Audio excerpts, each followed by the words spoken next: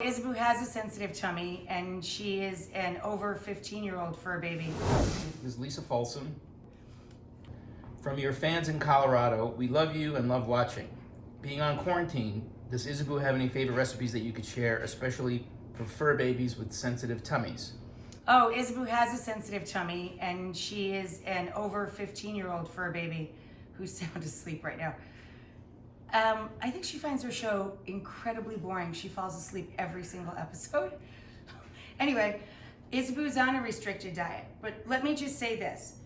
Nutrish, the brand that we created for Isaboo, we made it so that we could put out the highest quality product for every diet of every animal that we would feed. We started with dogs, then we added cats, of course. But because of that product line, we've been able to support over 36 million or something and counting.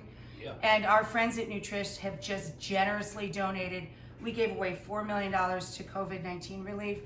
They added $1 million worth of food and 4 million meals for animals to that global, domestic donation, I should say.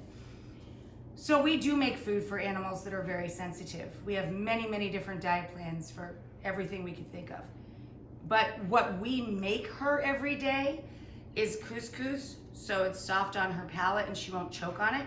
And then separately, I poach very lean meat. I trim it myself, chicken, lamb, or beef. I poach it in bone broth or water with carrot tops, parsley, and a bit of mint, and low sodium, here's Isaboo salt, low sodium light salt. I sprinkle that over the top and I cook it very low and slow with just a gentle bubble. I let it cool in its own broth, and then I finely chop it, mix it all back in, and I add a grated carrot for every pound of protein. I put grated carrot with the carrot tops, with the parsley, and a little bit of mint if I have it in the house.